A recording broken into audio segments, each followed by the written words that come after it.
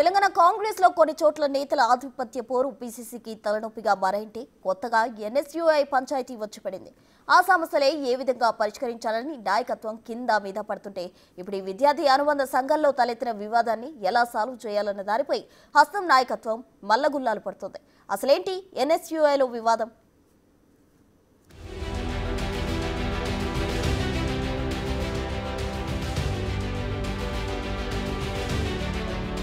Congress party విద్యార్థి విభాగమైన NSUI రెండుగా చీలింది. ఆంధ్ర ప్రాంతానికి చెందిన వ్యక్తిని తెలంగాణ ఎన్ఎస్యూఐ అధ్యక్షుడిగా ఎలా నియమిస్తారనే దానిపై ఇప్పుడు వివాదం మొదలైంది. ఈ మేరకు ఓ వర్గం హైకమాండ్ ని నిలదీస్తోంది.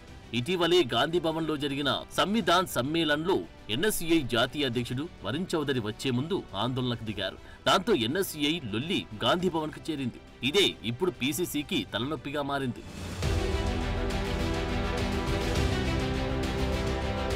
తెలంగాణ ఎన్ఎస్యూఐ అధ్యక్షుడిగా ఎన్నికైన వెంకటస్వామి ఆంధ్ర ప్రాంతానికి చెందిన వ్యక్తి.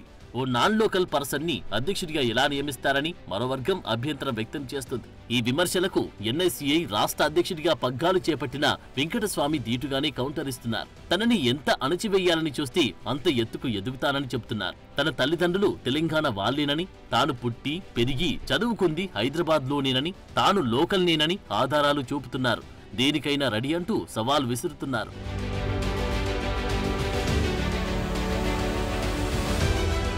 బీఆర్ఎస్ హయాంలో ఎన్నో కేసులు ఎదుర్కొన్నామని, కాంగ్రెస్ ని అధికారంలోకి తెచ్చేందుకు ఎంతో కష్టపడ్డామని ఎన్ఎస్యూఐ విద్యార్థి నాయకులు చెబుతున్నారు. పోరాటం చేసిన తమను కాదని ఏపీకి చెందిన వ్యక్తికి ఎలా ప్రెసిడెంట్ ఇస్తారని ఓ వర్గం ప్రశ్నిస్తోంది. తమకు సమాచారం లేకుండానే కార్యక్రమాలు చేస్తున్నారని, ఎలాగైనా వెంకటస్వామిని తప్పించాలని డిమాండ్ చేస్తున్నారు.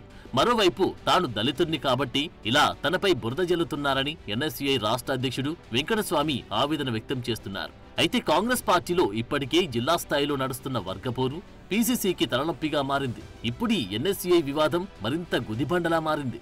ఇప్పటికే ఈ ఇష్యూలో PCC chief Mahesh Kumar Goud enter అయ్యారు.